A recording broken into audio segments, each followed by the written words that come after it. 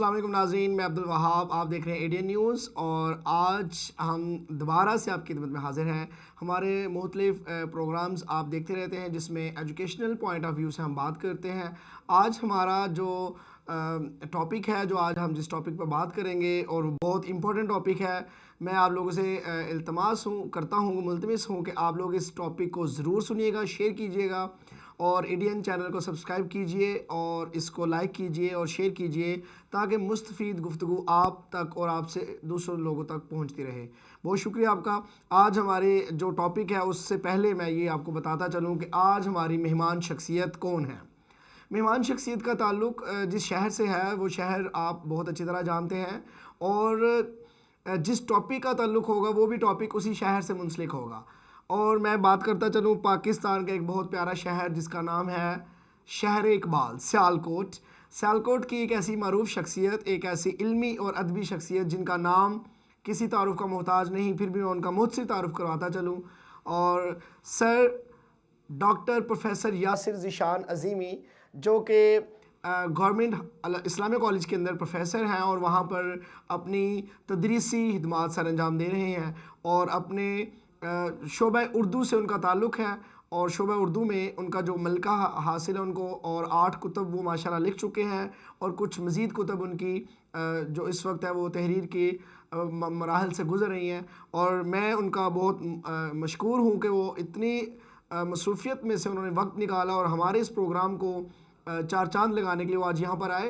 Programme का उन्वान बड़ा important है, ज़रूर सुनिएगा, क्योंकि जब एक किताब बोलती है, किताब जब आप पढ़ते हैं तो किताब के अंदर आप सवालात नहीं कर सकते, आप सिर्फ पढ़ते हैं, कारी बन जाते हैं और किताब जिसने लिखी उसकी कई सालों की मेहनत को आप पढ़ते हैं। लेकिन आज एक ऐसी शख्सियत है जो खुद भी किताब की तरह है, यानी कि हम उनसे सवाल भी पूछेंगे और उन्होंने जो कुतब लिखी और उनके अंदर क्या उनकी दिलचस्पी थी, किस तरह से थी, उसके हवाले से भी बात करेंगे।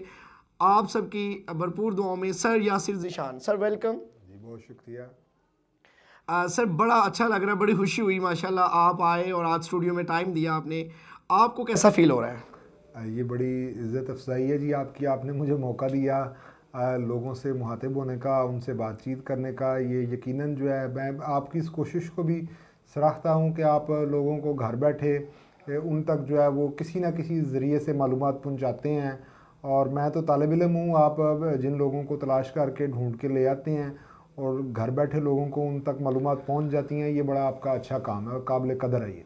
बहुत शुक्रिया सर आपका। आप जैसे असातिज़ा जो है ना हमारे लिए बाइस रहमत है और स्पेशली नौजवान नस्ल के लिए जो आप लोगों की कोशिशें हैं वो यकीनन टीचर जो उस्ताद है वो कौम का मुमार है, तो आप एक बड़ा अच्छा और काम कर रहे हैं। सर मैं आपसे सबसे पहले इस हवाले से बात करूंगा जो कि आज का टॉपिक मैं वो नाज़रीन को बताता चलूँ। आज का टॉपिक होगा शहर इकबाल के बारे में मालूमात के हवाले से, और उर्दू के चूँकि सर प्रोफेसर हैं, पीएचडी उन्होंने की इस पे की है और मैं चाहता हूं कि उर्दू के हवाले से कुछ ऐसे पर्दे उठाए जाएं जिनकी हमें शायद हम उसको ज़रूरी समझते हैं कि उसको पता चले कि हम उनको गलत ही समझते रहे, और जैसे गलतुल आम और गलतुल अवाम की भी हम सर से इस्लाह लेंगे, उसके बारे से में क्या कहेंगे। तो सबसे पहले तो मैं शहर इकबाल के हवाले से बताता चलूँ कि सर आप क्या समझते हैं तरीही हवाले से सियालकोट अपनी इल्मी और अदबी क्या तारीख रखता है? मैं चूँकि उर्दू का उस्ताद हूँ और आप भी उर्दू पर बुनियादी गुफ्तगू कर रहे हैं तो मैं उर्दू के हवाले से बात करूँगा। शहर सियालकोट उन शहरों में से है जिसने उर्दू ज़ुबान की बहुत खिदमत की, बल्कि जदीद उर्दू की खिदमत ही सियालकोट ने की है। आप उर्दू ज़ुबान की तारीख कहीं से भी मुरतब कर लें और उसे अहद हाज़िर तक ले आएँ, वो कोई भी हो, वो इलामा इकबाल के बगैर वो मुकम्मल नहीं हो सकती। इलामा इकबाल सियालकोट से ताल्लुक़ रखते हैं, तो ज़ुबान की जो जदीद उसके आहंग हैं उनको तो इलामा इकबाल ने वजूद बख्शा है और ज़ुबान की बड़ी खिदमत की है। 20वीं सदी का जो उर्दू अदब है, अगर उसको हम 2 हिस्सों में तकसीम कर दें तो आपको 20वीं सदी के पूरे उर्दू अदब पर सियालकोट की हुकूमत नज़र आएगी। 20वीं सदी का निसफ़ अव्वल जो है वो इलामा इकबाल और 20वीं सदी का निसफ़ दोम जो है वो फैज़ अहमद फैज़। क्या बात है। क्या बात, और दोनों का ताल्लुक और दोनों का ताल्लुक सियालकोट से क्या है। बात है। और यूं सियालकोट शहर ने इल्मी तौर पर उर्दू ज़ुबान पर 20वीं सदी में सबसे ज़्यादा हुकूमत की है। क्या बात है। कोई शहर ऐसी मिसाल जो है वो दूसरी हम पेश नहीं कर सकते। हाँ, 20वीं सदी से पहले जो है वो जो गालिब का ज़माना है, मीर का ज़माना है, मोमिन का ज़माना है, उन शहरों की रवायत को लेकर उर्दू ज़ुबान जब यहाँ पहुँची तो अल्लामा इकबाल ने उस रवायत को उठाया और उस पौधे की ऐसी आबियारी की कि उसने जा बजा फल दिए, उसके ऊपर शानदार फूल खिले जिनकी खुशबू से उर्दू का चमन महक उठा। तो इकबाल का काम बहुत बड़ा है, इकबाल के बाद फैज़ साहब का काम बहुत बड़ा है। तो उर्दू ज़ुबान का इल्मी रिश्ता जो है वो सरज़मीन सियालकोट से जुड़ा हुआ है। ये तो बहुत बड़े नाम हैं, बहुत बड़े नाम हैं। इसके अलावा भी हम जिस शोबे में उर्दू में जाएंगे ना, जिस शोबे में जाएंगे हमें वहाँ पर नाम मिलेंगे। जो किताब उर्दू में सबसे ज़्यादा पढ़ी गई, जिसे हम कहते हैं उर्दू ज़ुबान की मुख्तसर तारीख़, डॉक्टर सलीम अख्तर का तलक सियालकोट से है। जो उर्दू में सबसे ज़्यादा किताब जी पढ़ी जाती है, जिसे आज भी बड़ी शोहरत हासिल है, तो डॉक्टर सलीम अख्तर का आबाई शहर जो है वो भी सियालकोट है। बहुत से नाम लिए जा सकते हैं जिनका जदीद ज़माने में भी हम देखेंगे तो हमें बहुत बड़े बड़े नाम जो हैं वो नज़र आएंगे। उर्दू नात के जो दो बड़े नाम हैं, रियाज हुसैन चौधरी और रियाज हुसैन जैदी, ये दोनों का तलक जो है वो सियालकोट से है। उर्दू नावल और उर्दू अफसाने में जो है वो रजिंदर सिंह बैदी का जो नावल है वो उर्दू का बड़ा शाहकार नावल, गुलामुस्सकलैन नकवी का जो नावल है मेरा गाँव, वो जो है वो उर्दू के शाहकार नावलों में जो शुमार होता है। तो उर्दू अफसाना हो, उर्दू नावल हो, उर्दू नज़्म हो, उर्दू गज़ल हो, उर्दू का कोई भी आहंग हो, आज जदीद ज़माने में जब मीडिया या ज़राए अबलाग उन्होंने बड़ी शोहरत हासिल कर ली, तो बहुत सारे ज़राए अबलाग में भी बहुत बड़ा हिस्सा जो है PTV के एक ड्रामे ने जो है वो बड़ी शोहरत हासिल की थी, ड्रामा वारिस, जिसे अमजद इस्लाम अमजद ने लिखा। तो अमजद इस्लाम अमजद का आबाई शहर सियालकोट है। अमजद इस्लाम अमजद का तलक भी सियालकोट शहर से है। जी अमजद, क्या बात है, क्या बात सियालकोट से है। अच्छा, इसका नहीं बड़ी जरहेज है, इल्मी लिहाज से बड़ी जरहेज है। एक सिर्फ जुमला शामिल करूंगा, रुखसाना नूर नाम पर जो हमारे फिल्म साज हैं सैयद नूर की अहलिया रुखसाना नूर इंतकाल कर चुकी हैं, बड़ी अच्छी फिल्मी गीतकार थी। तो उर्दू गीतों के हवाले से रुखसाना नूर का नाम, रुखसाना नूर का तलक सियालकोट से है। तो सियालकोट इल्मी हवाले से बहुत जरहेज धरती है, बिलखुसूस उर्दू ज़ुबान के हवाले से। बहुत शुक्रिया सर। और मैं नाजरीन को चाहूँगा कि कहीं मत जाइए, हमारे इस प्रोग्राम को मुस्तफ़िज़ होते रहिए, क्योंकि आज ऐसी ऐसी बातें पता चलेंगी जो शायद आपने पहले कभी ना सुनी हो और ना आप उसके बारे में कभी सोचा हो। तो सर, आपने जब बात की तो मैं ना कुछ ऐसी शख्सियत के नाम लेना चाहूँगा जो अदबी और इल्मी लिहाज से सियालकोट से थी। मुल्ला कमाल की आप ज़रूर बात कीजिए और उनके हवाले से भी रोशनी डालिए। हकीम अब्दुल हकीम साहब, उनका भी जिक्र, हकीम हादम अली सॉरी। और इस तरह मैं एक नाम मुझे याद आ रहा है, मुजद्दद अल-अफ़सानी, शेख मुजद्दद अल-अफ़सानी, जो मुगलिया दौर के हवाले से भी जिनका एक बड़ा नाम। तो इन कुछ ऐसी शख्सियात के हवाले से भी थोड़ी सी बात ज़रूर कीजिए जिनमें सियालकोट का बड़ा अहम किरदार है। मुजद्दद अल-अफ़सानी जो है वो सियालकोट में एक अरसा रहे यहाँ पर, और रंगपुरा में एक मस्जिद है जहाँ पर वो उन्होंने दरस व तदरीस भी दी। मुल्ला अब्दुल कमाल जो हैं वो, जिन्हें मुल्ला कमाल के हम नाम से जानते हैं, उनका तो बहुत बड़ा नाम है और उनका तल्लक भी सियालकोट से है। उन्होंने कहा जाता है कि वो मुग़ल बादशाहों के उस्ताद भी रहे। और मुल्ला अब्दुल हकीम जिनका आपने ज़िक्र किया, जिनके ऊपर एक किताब तज़किरा मुल्ला अब्दुल हकीम जो है वो लिखी गई है, मोहम्मदीन फ़ौक ने लिखी थी, उसका दिबाचा अल्लामा इकबाल ने लिखा। मुल्ला अब्दुल हकीम बहुत बड़ा नाम था। उनका तो तलादान भी किया गया। तलादान, वो बादशाह जब किसी आदमी की के काम से खुश होते थे तो उसके वज़न के बराबर सोना इनाम में दिया जाता था। अच्छा, ये मुल्ला हकीम के बारे में आता है। मुल्ला अब्दुल हकीम का तो 3 बार तलादान हुआ जी, तो उनके वज़न के बराबर सोना जो है वो उन्हें इनाम में दिया गया, मुल्ला अब्दुल हकीम। तो देखिए नाज़रीन के ये ऐसी गुफ्तगू, मैं तो बड़ा खुश हो रहा हूँ और उम्मीद करता हूँ कि आप भी इस हवाले से बड़े मुस्तफ़िद होंगे। अच्छा सर, इस हवाले से देखिए कि मुझे इस चीज़ से बड़ा गिला रहता है कि क्यों सियालकोट में बड़ा टैलेंट है, सियालकोट में बड़ा पोटेंशियल है। और मैं अक्सर ये कहता हूँ कि इकबाल ने शायद यही कहा था कि ज़रा नम हो तो ये मिट्टी बड़ी जरहेज़ है साकी। तो बल्कि ये भी मैंने तारीख़ में पढ़ा है और ये दो कन्फ्लिक्ट है। मैंने कुछ दिन पहले मैं इंडिया की एक रिसर्च पढ़ रहा था जिसमें अल्लामा इकबाल के तारीख़ पैदाइश में भी जो है ना वो उनकी तारीख़ पैदाइश वहाँ कुछ और इकबाल की बता रहे थे, यहाँ पे हम 9 नवंबर के हवाले से जानते हैं और पूरी दुनिया में जानते हैं, वहाँ पर कोई और तारीख़ पैदाइश बता रहे थे और बल्कि सन भी मुख्तलिफ बता रहे थे।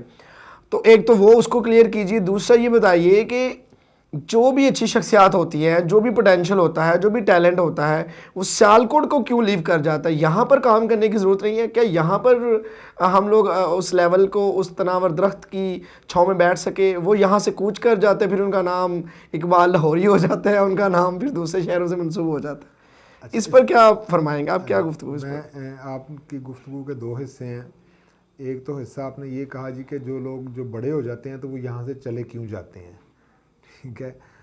दूसरी बात आपने जो है वो इससे हटकर की है। मैं पहले इस बात पर देखिए, जो जिस आदमी का तल्लक सरजमीन से है, ज़मीन से इंसान का रिश्ता नहीं तोड़ा जा सकता। सही। एक आदमी के पास इल्म है, उसके पास फ़न है, सलाहियत है, यकीनन ये उसका फ़र्ज़ भी है कि वो इस इल्म, इस फ़न और सलाहियत को अगली नस्ल तक मुंतकिल करे। सही।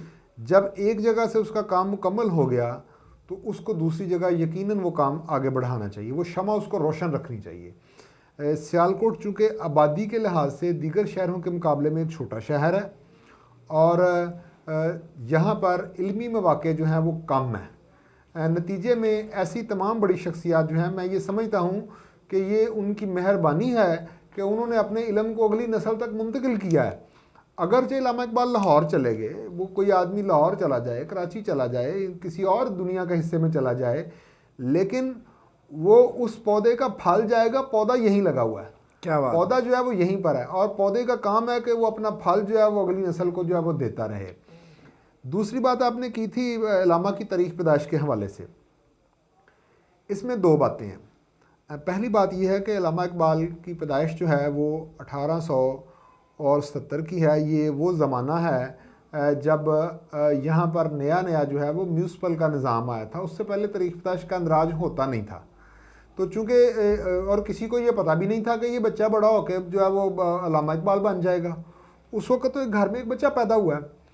तो ऐसे रिकॉर्ड जो हैं वो ना सिर्फ अल्लामा इकबाल के, बहुत सारी शख्सियात के नहीं हैं। तो उससे पहले मैंने आपको बताया कि म्यूनसिपल का निज़ाम ही नहीं था। जब म्यूनसिपल का निज़ाम नहीं था तो अंदराज कहाँ होता।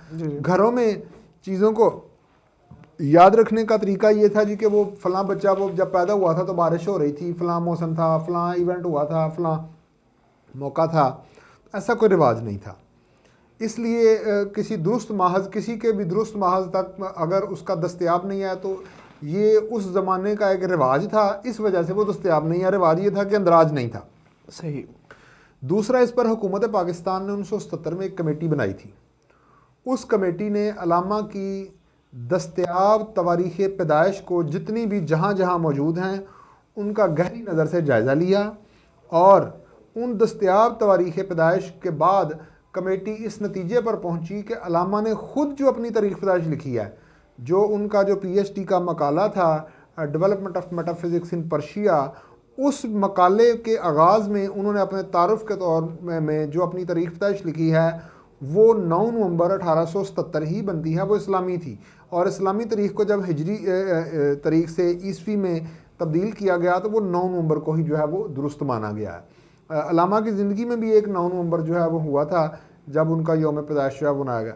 तो इस पर हुकूमत पाकिस्तान ने एक तहकीकी कमेटी बनाई थी। वो कमेटी मुकम्मल तमाम दस्तयाब शवाहिद का जायज़ा लेकर 9 नवंबर को दुरुस्त जो है वो करार दे चुकी है। लिहाजा सरकारी सतह पर अब 9 नवंबर ही दुरुस्त जो है वो तारीख़ मानी जाएगी। बहुत शुक्रिया सर, थैंक यू। आपने बहुत इस पर मुफीद गुफ्तगू फरमाई। अच्छा सर, मेरा सवाल अब कुछ दूसरी तरफ चाहेंगे। आप अभी आपने माशाल्लाह PhD उर्दू में की और आप मज़ीद आगे बढ़ रहे हैं और आगे आप कुतुब-बीनी और सारा सिलसिला है। आप क्या समझते हैं कि क्या हम उर्दू का जो फ़र्ज़ है, उर्दू की तरवीज, उर्दू की अशात, उर्दू का बहुत ज़्यादा आम और फ़रोग़ जो है, इनमें हम क्या सिर्फ दूसरों को कहते रहेंगे कि भाई हुकूमत ये नहीं कर रही है या दूसरे लोग ये नहीं कर रहे? जो लोग उर्दू दान हैं या उर्दू को समझते हैं या उर्दू, वो क्या अपना रोल प्ले कर सकते हैं? वो किस तरह से इसके फ़रोग़ में अपना किरदार अदा कर सकते हैं ताकि हुकूमत को फैसला करना ही पड़ जाए कि निसाब को हम उर्दू में तब्दील किया जाए और हम नए दौर में लोगों को उर्दू की तरफ और पाकिस्तान की जो कौमी ज़ुबान है उस पर लेकर आया जाए, इस पे जो PhD स्कॉलर्स हैं जैसा कि आप हैं या दूसरे लोग हैं, उनको क्या तजवीज़ करते हैं, क्या तजावीज़ हैं कि जो उर्दू की ऐसा काम कर जाए कि जिसकी वजह से मजबूर हो जाए हुकूमत वक्त कि यार ये काम हमारे पास कोई निसाब की शक्ल में आ गया, या इसकी प्रमोशन के लिए, या कोई ऐसे आइडियाज़ या कोई ऐसी चीज़, क्या समझते हैं इस हवाले से? सर वो मुझे एक बड़ा अच्छा एक शेर याद आ गया, दुनिया ने तेरी याद से बेगाना कर दिया, तुझसे भी दिल फरेब हैं गम रोज़गार के। क्या बात है, क्या बात है। वो साहब कहते हैं तुझसे भी दिल फरेब है गम रोज़गार, दिल को फरेब देना है, गम रोज़गार मुझे ज़्यादा फरेब देता है। सही सही सही। ये जो गम रोज़गार है, खाने पीने की ज़रूरियात, माश की ज़रूरियात, ये ज़िम्मेदारियाँ, चूँकि हम गम रोज़गार के उस तहजीबी अमल का हिस्सा हैं जहाँ गम रोज़गार एक बड़ी हकीकत के तौर पे और हमारी शख्सी ज़रूरियात को कमज़ोर करता है। सही सही। नतीजे में हम अपना जो हमारा असल काम है उससे हट जाते हैं। सही सही। हमारे यहाँ जितने भी असातिज़ा हैं, उर्दू के चाहने वाले हैं, सही। वो तो ये चाहते हैं कि उर्दू ज़ुबान को फ़रोग़ दिया जाए, उर्दू ज़ुबान को फैलाया जाए। वो इसके लिए अपने अपने तौर पर चिराग भी जलाते हैं, लेकिन उन चिरागों में जलाने के लिए जो तेल है वो उससे बड़े चिराग उनके घरों में माश की सूरत में वो उनको अब वो जितना भी तेल हासिल करते हैं वो दीगर चिरागों में जल जाता है और ये चिराग कमज़ोर पड़ जाता है। हकीकत है। हुकूमत की सतह पर भी है, ज़ाती हैसियत में भी है, मेरी आपकी हम सब की ज़रूरियात जो हैं वो मुख्तलिफ हैं। आप देखिए, अब मुझे आप कह सकते हैं कि जनाब आपने MA किया, MPhil किया, PhD की, ये बड़ी अच्छी बातें हैं, लेकिन जब मैं एक सब्ज़ी वाले से सब्ज़ी लेने जाऊंगा वो कहेगा भाई अच्छी बात है तुमने किया, लेकिन ये सब्ज़ी पैसों की आती है। जब मैं गाड़ी में पेट्रोल डलवाऊंगा वो कहेगा सर ये पेट्रोल पैसों का है। वो जो पैसा है, जो हमें रोज़गार है, वो इतनी बड़ी ज़रूरत है कि वो मुझे आपको हर आदमी को उसकी असल डगर से पीछे हटाता है और नतीजे में इंसान का जो काम करने का काम है वो पीछे रह जाता है।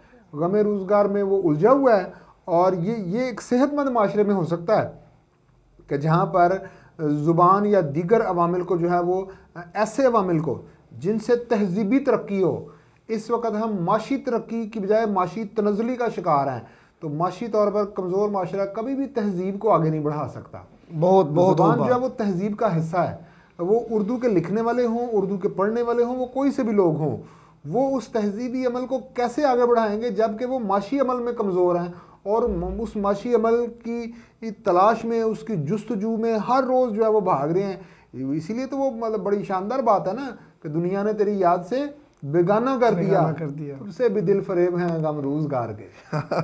अच्छा सर, इसके साथ ही एक रेलिवेंस बात है, बड़ी इंपॉर्टेंट बात है, उर्दू हिंदी। आज पाकिस्तान में बहुत से लोग अब यूट्यूब पर जब काम कर रहे हैं तो वो कहते हैं जो उर्दू हिंदी में दस्तयाब है। मैं दुबई गया, मैंने वहाँ पर बात की, मैं वहाँ पर किसी से बात करता तो मैं कहता डू यू नो उर्दू, तो वो कहता यस आई नो हिंदी। तो आप क्या समझते हैं कि ये उर्दू हिंदी क्या मसला है? आज दुनिया में सबसे ज़्यादा बोले जाने वाली जो ज़ुबान है, उन ज़ुबानों को अगर टॉप 5 आप चुन लें तो तीसरे नंबर पर उर्दू है, जबकि इंडिया इसकी दौड़ में जी वो हिंदी है। तो आप क्या समझते हैं उर्दू क्या है, हिंदी क्या है, और ये हमने क्यों इसमें हिंदी ने हमें मुस्तार लिया है या हम उर्दू हिंदी के कुछ अल्फाज, ये क्या मामला है? इसको ज़रा क्लियर कीजिए। और हमें इसकी प्रमोशन में उर्दू को प्रमोट करना चाहिए। जैसे बहुत से चैनल्स हैं, नेशनल ज्योग्राफिक चैनल है या और भी, तो वहाँ पर वो हिंदी कहते हैं, हिंदी भाषा, तो हम कहते हैं जी उर्दू है, वो उसको हिंदी का नाम देते हैं। ये ज़रा कन्फ्लिक्ट को क्लियर कीजिए। इसमें 2-3 बातें हैं। पहली बात तो ये है कि ज़ुबान के 2 हिस्से होते हैं। एक ज़ुबान का बोलना है जिससे आवाज़ें पैदा होती हैं, सही, अलिफ, बे, पे, आ, बा, पा, ता, टा, स। दूसरा ज़ुबान की लिखावट है जिससे तहरीर जन्म लेती है। सही। आप देखेंगे हज़ारों लोग आपको मिलेंगे, लाखों लोग मिलेंगे जो बोलते हैं लेकिन लिख नहीं सकते। रेडी वाला, सब्ज़ी वाला, वो बोलता है, उसको आवाज़ों से, लफ्ज़ों से आशनाई है लेकिन लिखावट से नहीं। लिखावट या फ़न तहरीर एक और चीज़ है, ज़ुबान का बोला जाना। हम चूँकि एक तवील अरसा, हज़ारों साल हम उस निज़ाम का हिस्सा रहे हैं जिसे हम हिंदुस्तान कहते हैं। 1947 की तकसीम के बाद पाकिस्तान जो है वो वजूद में आया, तो उससे पहले हम एक ऐसे माशरे का हिस्सा थे जहां हमारी और उनकी सुनावट या बोलना या हरूफ या आवाज़ें एक थी, लेकिन हमारी लिखावट फ़र्क है। हम उर्दू में जो लिखते हैं, जो लफ्ज़ लिखते हैं वो और हैं, उसी लफ्ज़ को, मतलब मैं भी पानी बोलता हूँ, वो भी पानी बोलते हैं, लफ्ज़ का सौती टुकड़ा दोनों का एक है, लेकिन लफ्ज़ की लिखावट और है। मैं पे अलिफ पा नून ये नहीं पानी लिखता हूँ, वो हिंदी का लफ्ज़ जो है वो उसको उस तहरीर के अंदर पानी लिखेंगे। ठीक है, ये हमारे तहरीर का फ़र्क है। जब हम बाहर जाते हैं दूसरे ममालिक में, अरब ममालिक में इर्द गिर्द, तो वो हमें सुनते हैं, वो तहरीर से हिंदी नहीं कहते, वो बोलने या सुनावट के अमल को कहते हैं कि चूंकि ये हिंदुस्तानियों जैसे है, इस वजह से वो इसे हिंदी कहते हैं। और दूसरा ग्रामर का ये कुलिया भी है कि जिसे हम कहते हैं सिफ्त निस्बती। जब किसी चीज़ को किसी दूसरी चीज़ के साथ जोड़ा जाए तो छोटी ये लगा दी जाती है। जैसे लाहौर से लाहौरी, सिंध से सिंधी बिरयानी, मुल्तान से मुल्तानी हलवा, मुल्तान को छोटी ये लगा के मुल्तानी, लाहौर को छोटी ये लगा के लाहौरी, सिंध को सिंध। तो हिंद के रहने वाले जो ज़ुबान बोलते हैं, छोटी ये लगाकर हमने उसे कहना शुरू कर दिया हिंदी ज़ुबान। तो वो हिंद में तो मुसलमान भी रहता है, हिंद में ईसाई भी रहता है, वहाँ पर सिख भी रहता है, तो उनकी अपनी अपनी ज़ुबानों के बावजूद उनके उस तल्लक की बुनियाद पर हम उसे हिंदी कहते हैं, जो कि उसका सुनने का लहजा है, लिखावट का नहीं। लिखावट में हमारी ज़ुबान अरबी के करीब है, उर्दू का बे और अरबी का बे एक तरह लिखा जाता है, लेकिन बोलने में फ़र्क है। अरबी में बे की 3 आवाज़ें हैं, ब, बू, भी, ज़ेर ज़बर पेश से। उर्दू चूँकि ज़ेर ज़बर पेश के बगैर है, तो उर्दू में इसकी आवाज़ों का फ़र्क है। तो ज़ुबान का बोलना और सुनना एक अमल है, ज़ुबान का लिखा जाना एक दूसरा अमल है। बोलने और सुनने के एतबार से हमारी ज़ुबान हिंदुस्तान में बोली जाने वाली बोलियों के करीब है। ज़ुबान और बोली में फ़र्क होता है। हिंदुस्तानी बोलियों के करीब होने की वजह से उस निस्बत से हिंदी के नाम से भी जानी जाती है, जबकि लिखावट के एतबार से हम एक अलग तहरीर रखते हैं और उनका एक अलग तर्ज तहरीर है। हम दोनों की तर्ज तहरीर जो है वो जुदा जुदा हैं। बहुत शुक्रिया सर। सर आपसे ये मैं हमारा प्रोग्राम अख्ताम की तरफ चल रहा है और मैं बहुत ज़्यादा महजूज़ हो रहा हूँ इस चीज़ से, और मैं उम्मीद करता हूँ कि हमारे नाज़रीन भी आज की इस प्रोग्राम से उनकी बहुत सी तशनगी बाकी भी रहेगी और वो बहुत सी प्यास बुझा भी चुके होंगे। और कमेंट ज़रूर कीजिएगा कि आप मज़ीद क्या जानना चाहते हैं, किस प्रोग्राम के हवाले से बात करना चाहते हैं। हम उस टॉपिक को नेक्स्ट उस शख्सियत को लेकर ज़रूर आएँगे, और अगर आप इसी प्रोग्राम का दूसरा हिस्सा भी चाहते तो भी कमेंट कीजिएगा। सर आपसे ये सवाल है कि उर्दू की बहुत सी सनाफ़ हैं, आप किस सनफ़ से ज़्यादा आशना है या किस से ज़्यादा रग़बत रखते हैं? मेरा ज़्यादा लगाव जो है वो मजहबी अदब से है। मैं मजहबी अदब को बिल्कुल, मजहबी अदब में से भी जो सूफियाना अदब है मैं उसको ज़्यादा पसंद करता हूँ। ज़ुबान जो है वो उसको बहुत बड़ी तहरीक उर्दू ज़ुबान को वजूद सूफिया इकराम ने बख्शा है। आप ये देखिए कि जो बुजुर्गान दीन यहाँ तशरीफ़ लाए थे, उन्होंने यहाँ आकर लोगों को तबलीग की, उनको इस्लाम की तरफ लेकर आए। तो उन बुजुर्गों ने जो मुल्तान में आकर बैठ गए, जो लाहौर में आकर बैठ गए, जो सियालकोट में आकर बैठ गए, उन्होंने ज़ुबान की मदद से, लिसानी अमल की मदद से जो है वो लोगों को के अंदर तहजीबी तब्दीली लेकर आए। तो मुझे इस गुनाह पर जो है ज़ुबान का वो रंग जो है वो ज़्यादा पसंद है, जो सूफियाना रंग है। और ज़ुबान का जो सूफियाना रंग है वो इंसानियत पसंद रंग है। सूफ़ी जो है वो इंसानियत पसंद होता है, उसके वो इंसान से मोहब्बत करता है, वो इंसानों की तफरीक और तकसीम को जो है वो ना सिर्फ पसंद नहीं करता बल्कि इससे दूर रहता है।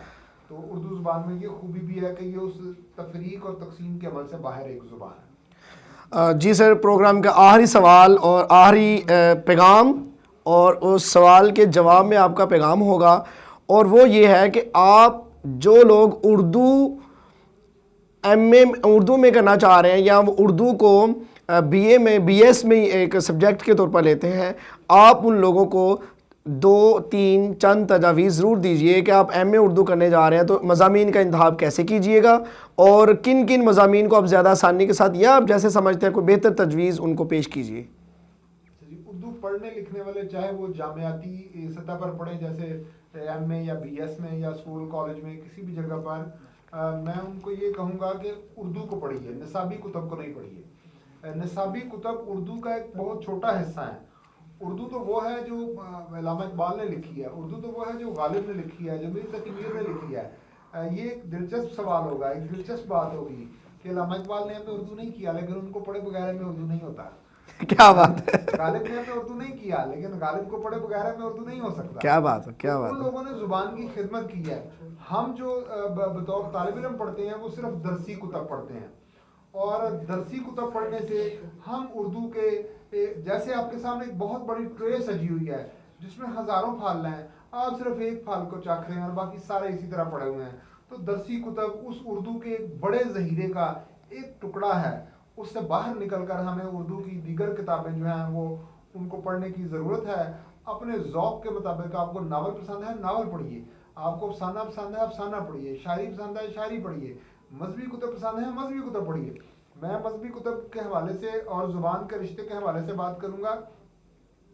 आप देखिए, हमारे इर्द गिर्द बहुत सारे हुफ़ाज़ होंगे, मसाजिद में इमाम साहिबान होंगे जो रोज़ाना की बुनियाद पर तलावत करते हैं। एक आदमी टीवी देखता है, खबरें सुनता है, ड्रामा देखता है, आप उसको सवाल पूछें कि भाई तुमने क्या देखा है, क्या सुना है, वो बताएगा कि आज मैंने ये खबरें सुनी है, इस ड्रामे की फलां किस्त में ये कहानी यहाँ तक पहुँची है। लेकिन एक आदमी मस्जिद में जाता है, नमाज पढ़ता है, कारी साहब तिलावत करते हैं, उसने सुनी है, उसको पूछे कारी साहब ने क्या कहा है, वो कहेगा मुझे नहीं पता। आप कारी साहब को पूछ लेंगे, कारी साहब आपने सूरत यासीन पढ़ी है, सूरह मुज़म्मल पढ़ी है, सूरह बनी इसराइल पढ़ी है, अल्लाह इसमें क्या कहता है, वो कहेगा मुझे नहीं पता। उस अरबी से और उस इंसान से दरमियान में एक पुल बनाती है उर्दू। क्या बात है। आपको या अरबी सीखनी पड़ेगी, बहुत खूब। या अरबी को समझने के लिए उर्दू सीखनी पड़ेगी। क्या बात है। आप उर्दू से उस तक पहुंचेंगे।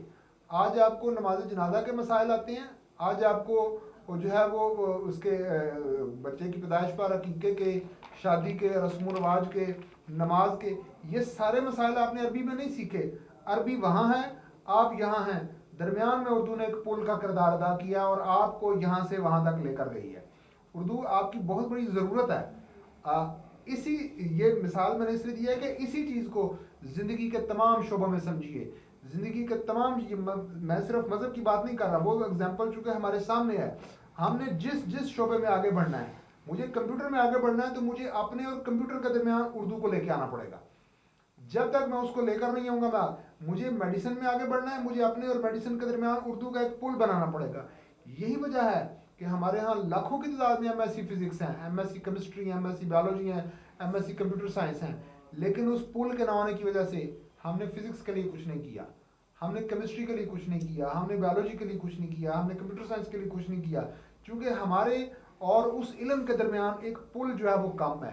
तो उर्दू पढ़ने वाले और पढ़ाने वालों की ये जिम्मेदारी है, दोनों की ये जिम्मेदारी है कि उर्दू को बतौर पुल के इस्तेमाल करें और उस इल्म तक पहुँचें जिसमें वो तरक्की हासिल करना चाहते हैं। बहुत शुक्रिया sir, thank you so much, जज़ाकल्लाह खैर। और मैं बहुत ज़्यादा आपका ममनून और मशकूर हूँ। एडीएन न्यूज़, एडीएन चैनल आपका बहुत शुक्रिया अदा करता है, और हम ये हमारी ये चाहत है, हम ये ख्वाहिश रखते हैं कि आइंदा भी बहुत ही मुस्तफ़ीद और मुफीद गुफ्तगू आपसे होती रहे। और आप कमेंट ज़रूर कीजिएगा। और मैं समझता हूँ कि इतने छोटे से टाइम में इतना समंदर को कूज़े में बंद करने वाली बात है। हमने बहुत कुछ सीखा, बहुत हम हासिल किया इसमें से। आपको क्या पॉइंट अच्छा लगा, क्या पॉइंट अच्छा नहीं लगा, ज़रूर कमेंट कीजिएगा। एडीएन चैनल को सब्सक्राइब कीजिएगा, अपना ख्याल रखिएगा, हमें दुआ में याद रखिएगा। अल्लाह ताला हम सब का हामी और नासिर। पाकिस्तान जिंदाबाद।